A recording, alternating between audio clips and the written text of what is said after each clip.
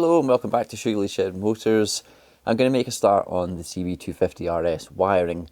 So I had a bit of a think about how to do this episode. I've done various videos on wiring in the past, and to be honest, it can be quite a dry subject.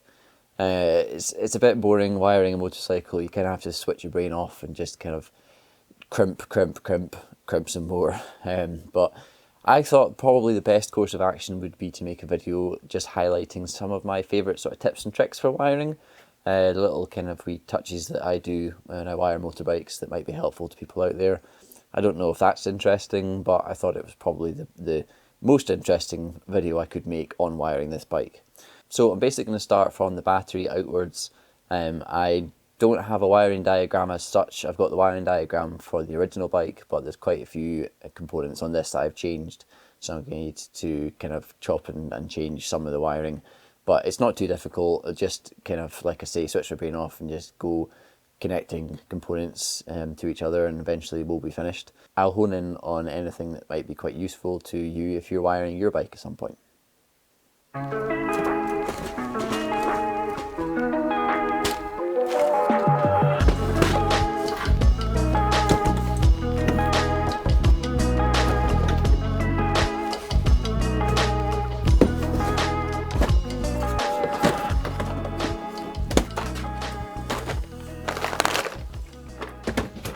Right, tools of the trade. In this parts organiser I've got sort of classic block connectors and all the associated pins for them. I've got little bullet connectors, I've got some battery terminals, and I also have straight crimp connectors, and then I also have a supply of these solder heat shrink joints, which I'll focus in on a bit more later on. And then I also have a nice selection of heat shrinks in various different sizes and colours, and a few other bits and pieces as well. So this is my sort of general kind of wiring bits and pieces. This bigger organiser has in it all my super seal connectors. So I think I've shown these before in some videos as well. These are basically weatherproof connectors. I really like these. They're quite easy to use once you get the hang of it. And like I say, they're weatherproof, so they're good for a motorbike. And in the middle I've got all the little associated pins and rubber grommets that go into these connectors. They take up quite a lot of space because they're quite chunky, but I keep them all in this box. And then in this big box up here, I've got basically loads of little bits and pieces, more pins, more heat shrink, lots of big heat shrink. I've got a big bird's nest of little offcuts of wire which I go through occasionally. I also have a big bag of lengths of different coloured wire. I've got wire for batteries, battery terminals, more ring terminals,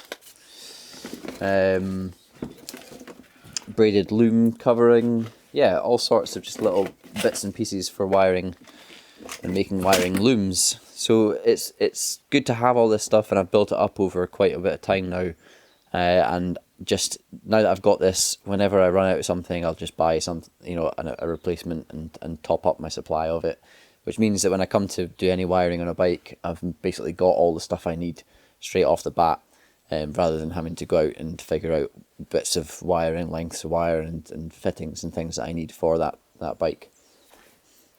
We also have de-pinning tools. So these are really cheap, and if you haven't got a set, definitely get some if you're wiring a bike.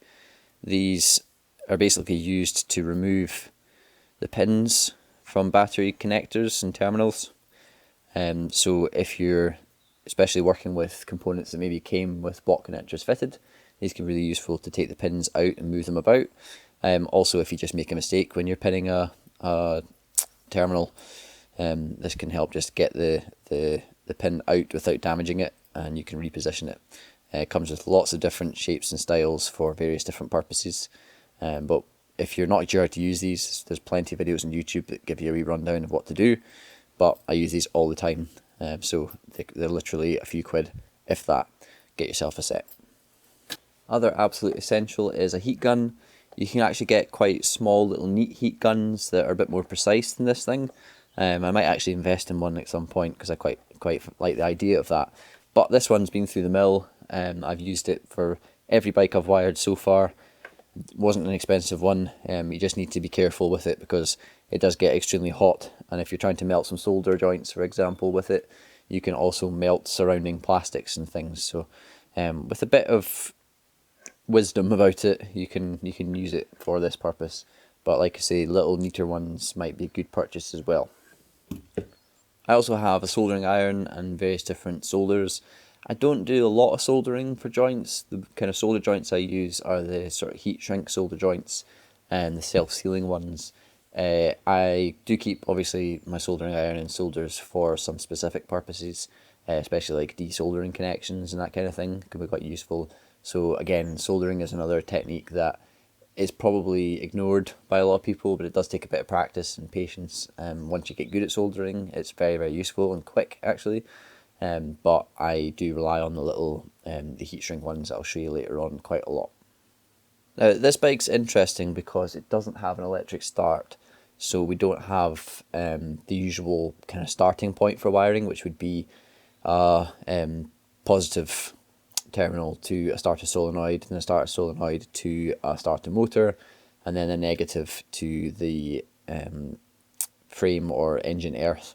So that's kind of throwing me a little bit to start off with, but it's not very complicated. I'm just going to make sure that I get a main fuse in on the live feed, because usually my fuse is encased in my starter solenoid.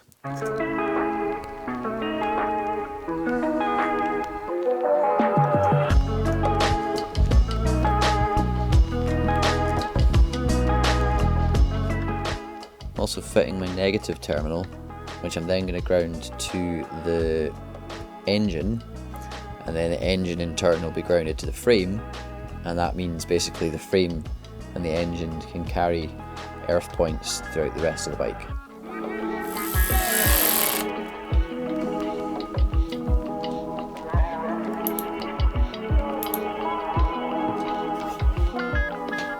So I've got a connection from the battery to the engine, and I've also put in a connection from the engine to the frame up here. So I just cleaned off the powder coat and cleaned off the paint under these bolts and bolted in this earth cable, and I'm just going to double check my continuity is all okay. So first of all, battery to engine. Yep, good continuity. Up top, good. Up here, good. And then we'll check other places around the frame.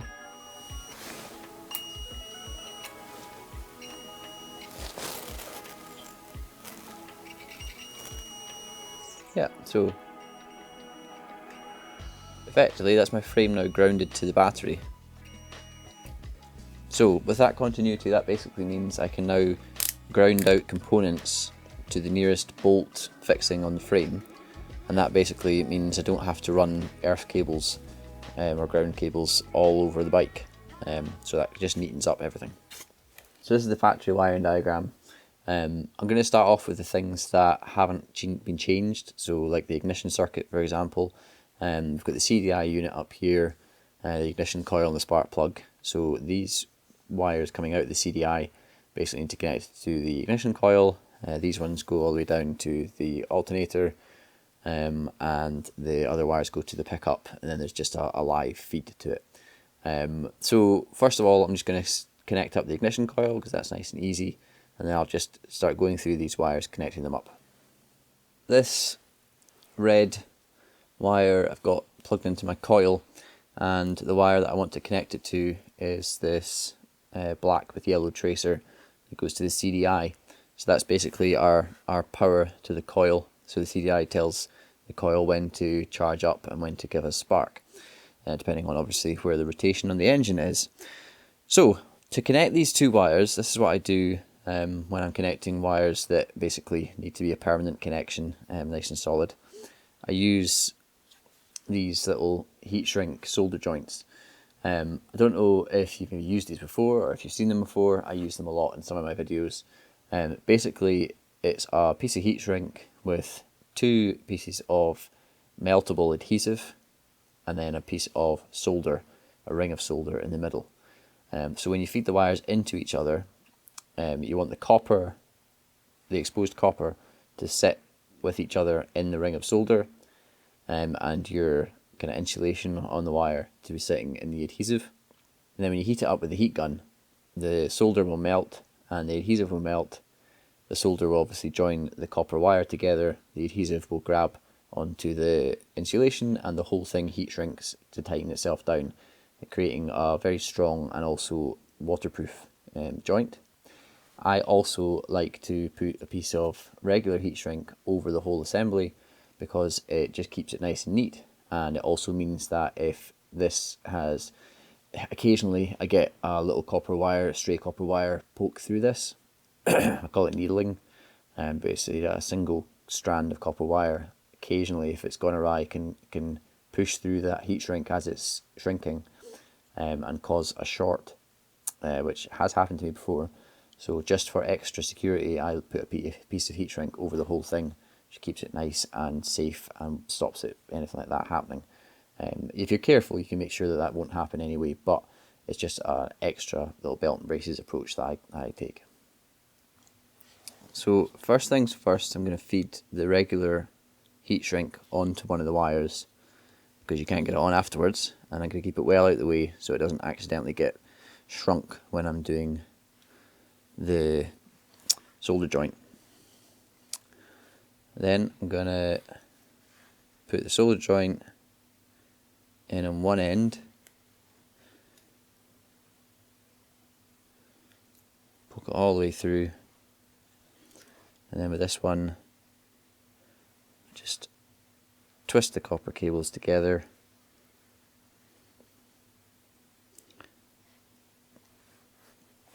and then I slide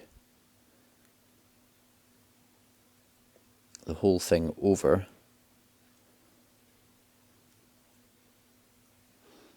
like that, so that the copper is in the middle of the solder ring. So now I'm going to get my heat gun and very gently melt the whole thing.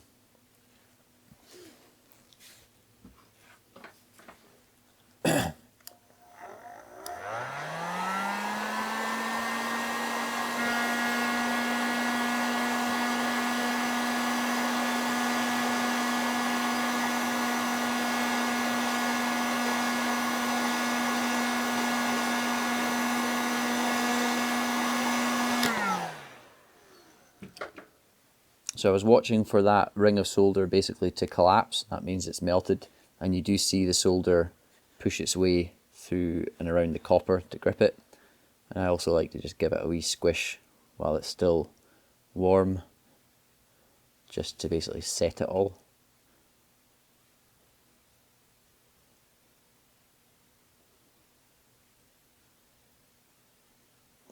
Like that. Now that piece of heat shrink, just slide over there and shrink that off as well.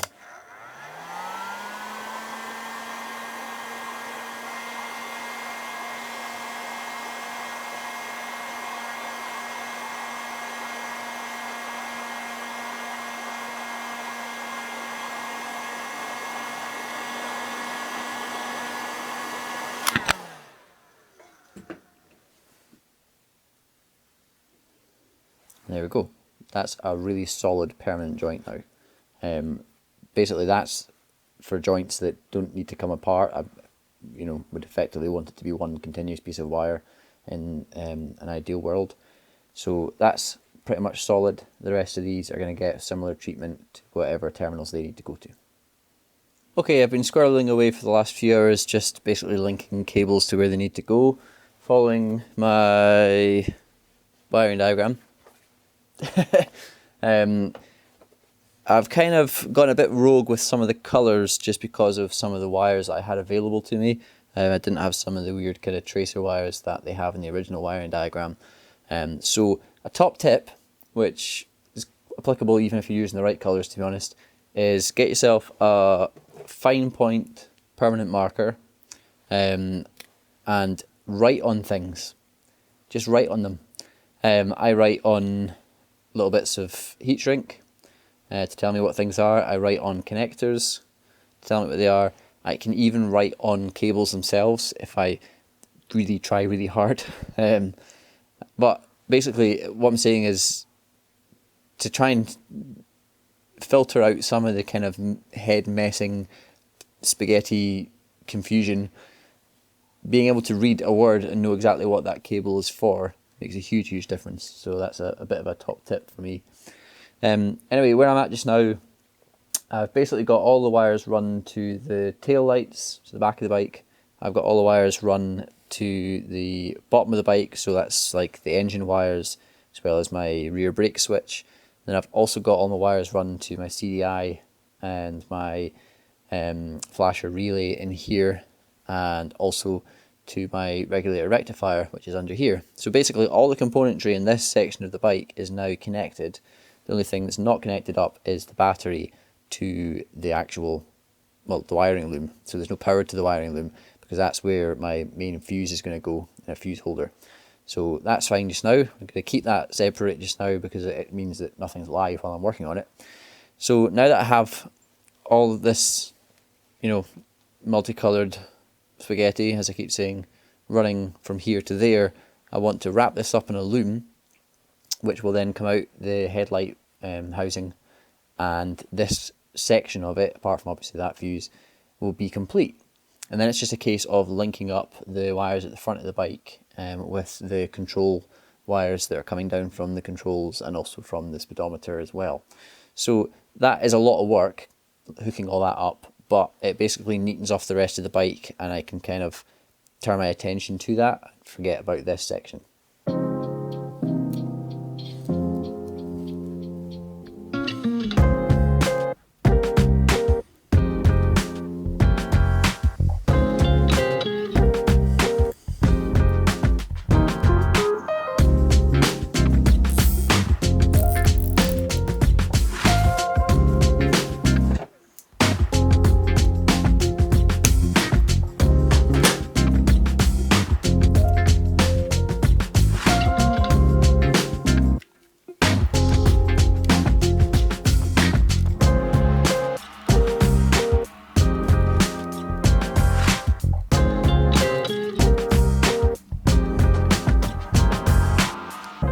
I'm using a split woven loom. It just makes things easier than trying to use a like fixed loom, if that makes sense. You get the woven ones that aren't split, like this here. So it's like a Chinese finger trap. You can feed your stuff through it, and then it's nice and neat. But the only problem is if you've terminated anything or connected anything, you obviously can't feed your wire through it. So it does take a lot of pre-planning to use that type of loom wrap. Whereas this stuff, I've used it on a few bikes now. It takes a bit of jiggery pokery, but it does go on quite neatly. And once it's on, it makes all that mess disappear. So just feeding that into the headlight and I'll work my way back.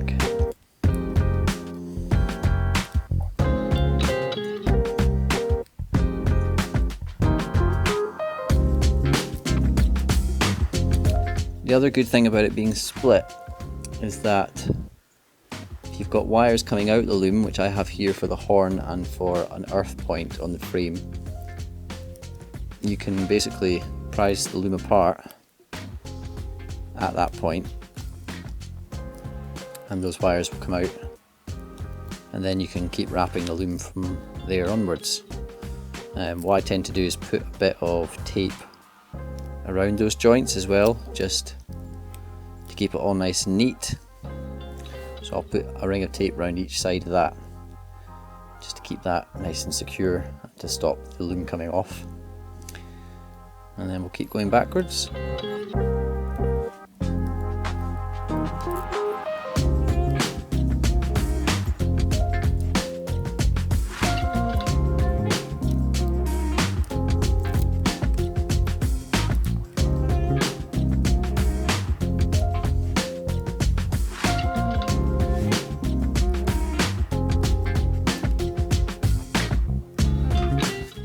Shown this stuff before. This is self-amalgamating tape. It's great for this application. It's sort of double-sided rubbery electrician's tape, and it bonds to itself really well and creates a sort of hard rubber layer. So if I wrap that around a couple of times back onto itself, that will grip nicely. And I'll do another little bit past the joint.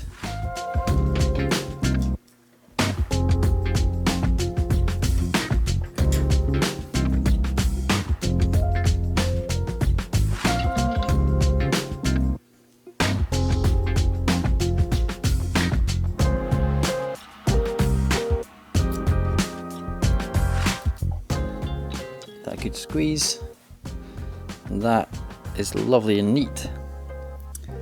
So I'm going to keep going backwards now on the loom, because I've got another joint like that coming up.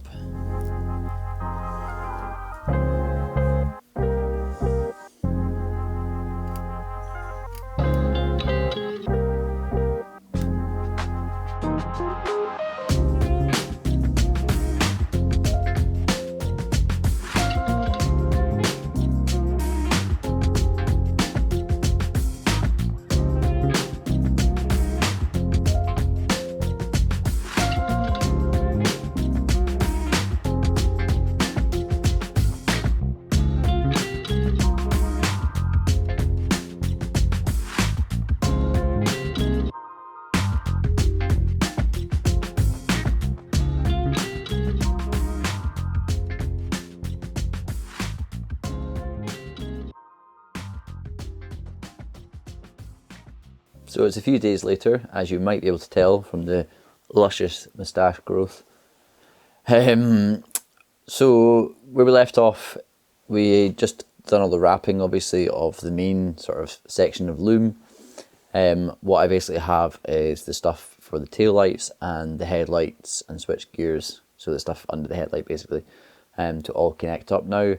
Yeah, it's just a case of crimping connectors and plugging them in. It's just laborious, but it's not too much effort. We'll just turn our brain off and get through it.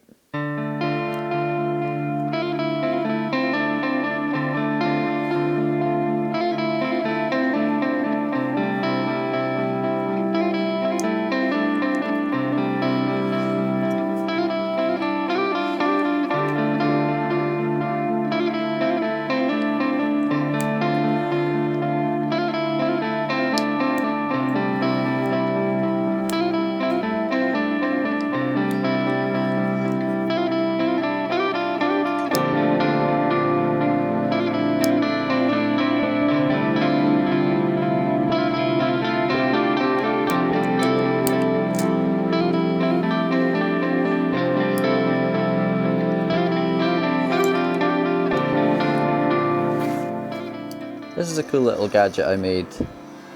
It's literally just an old piece of sheet steel, rounded off, smoothed off, and I made this little rubber grip.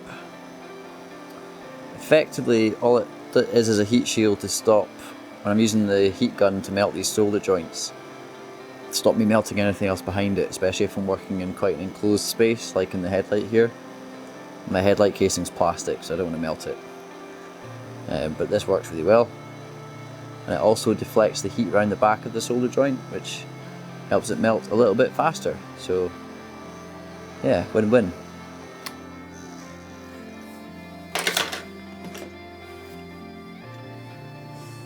Squish, squish, squish, squish, squish. I don't use it so much when I'm doing just regular heat shrink, because heat shrink melts or shrinks much quicker than the solder joints do, so it's not quite as prolonged heat. Sharpie out, and this is my right hand indicators. Perfect. Right, a bit more progress. Wired in a headlight plug. We've also got both switch gears connected in, and the only thing left to do is to connect in the speedometer wires. I've pinned them all, so they've all got the correct pins on them. They just need to go in a connector block in the right order.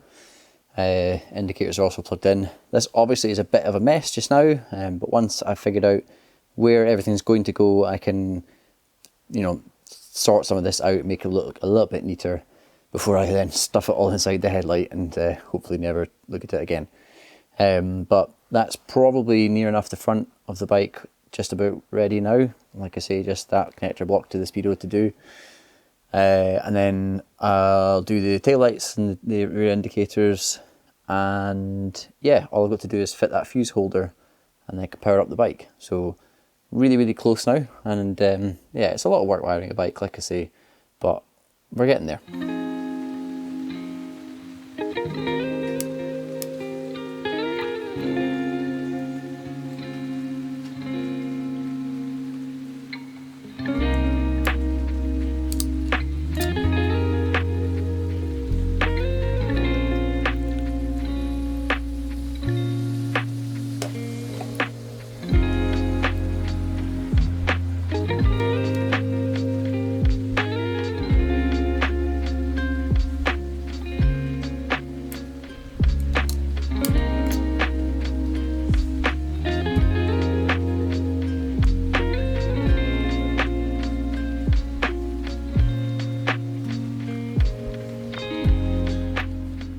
Okay, so we've got a 15 amp fuse in the fuse holder, and I've also got a ignition barrel plugged in now. So turn it on. There you go, it's powered up. So that's working. Let's try the headlight. Yep, headlight's on. That's low beam, main beam, low beam, and my flash. Yep, flash is working. I've not got a tail light. I do have a brake light. And I've got a brake light from both switches, so that's good. Tail light's not working. Indicators. Okay, I've got left indicator, right indicator. No front right indicator, and no front left indicator. Okay, so no front indicators. Flash is working. And I've got no horn either, so figure that one out. Anything else to test? Not just yet. That's fine. So what I'll do is I'll switch it off, and then I'm going to take the fuse out, and I'll take the headlight back off and have a quick look at the wiring, see if I can find out why the front indicators and the horn aren't working. Right, so I sorted out the issues. One tool that I use, and I think I've shown it before on the channel, very useful, is this little power probe. I think power probe's a brand name, but it's basically an auto probe. You connect up to your battery on this end, so positive and negative, and then on this end you have an earth lead, or a negative lead, sorry, and you can provide switched power or ground to a component. So it's really good for testing individual components. So I tested the front indicators that weren't working, just put these onto the wires and they weren't lighting up. That told me that the wiring was probably or likely okay. It was the wires from, well, the wires to the bulb, basically, the component itself. And I traced it back to the fact that the bulbs weren't in their holders properly, both of them. So I'm guessing that's just an assembly issue from the factory because I didn't touch the bulbs. So pushed them right in and they're working fine now. Tail light had the same issue, the bulb just wasn't quite seated right. That was my problem because I fitted that bulb, so it just wasn't sort of turned properly in the bayonet. Anyway, turned that round and that's working. The horn, sorted again. Power probed the horn, just to check the component was working, and it was very loud, so I knew that was okay. And then I double checked the wires to it, and it actually had 2 live wires going to it instead of a live and a ground. The switch up here basically connects 2 live wires and provides power to the horn, and then the power needs to go through the horn and to a ground. So I don't know what I was thinking, but I basically had a random 12 volt feed to it as well as the feed from the switch. So the 12 volt feed has now been blanked off and I've put in a earth instead, or a ground terminal. And that works fine now. So let's just double check everything. Ignition switch on. That's my speedo lit up. And we're in neutral. Just check that neutral switch.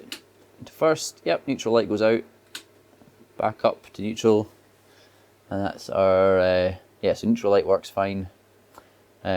We've got left turn signals. Yep, both of them working. And it's working up on the speedo. Right, sorry.